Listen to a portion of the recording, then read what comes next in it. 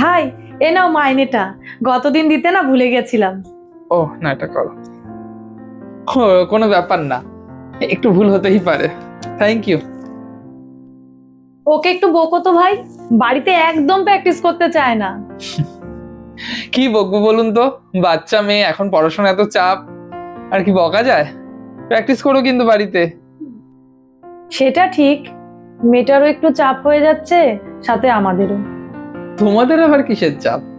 আমাদের কিসের চাপ? আমাদের হচ্ছে টাকার চাপ। একই স্কুলে পড়ে, কিন্তু প্রতি বছর রিঅ্যাডমিশনের নামে মোটা অঙ্কের একটা টাকা দিতে হয় জানো ভাই। তার উপরে আছে মাইনে। আবার শুধু কি মাইনে, খাতা কেনো রে, বই কেনো রে, ইউনিফর্ম, তারপর স্কুল ব্যাগ, সমস্তটা কিছু স্কুল থেকে কিনতে হয়। চাপ না বলো ভাই? এটা একদম ঠিক বলেছো দিদি। এত টাকা খরচ করছি, ভবিষ্যতে কি হবে কে জানে।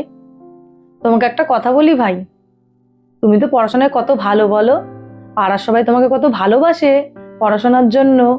তুমি তো চাকরির জন্য কবে থেকে চেষ্টা করছো বলো ভাই, পেলে চাকরি?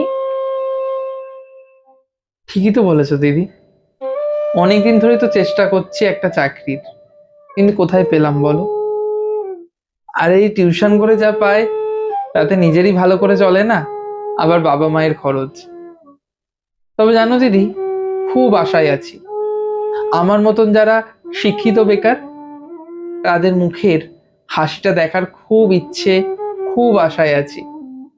আমাদের ছোটবেলায় যেমন সরকারি স্কুলের বেঞ্চগুলো পুরো ছাত্রছাত্রীতে ভরা থাকতো, তেমন একটা স্কুল দেখার খুব আশায় আছি।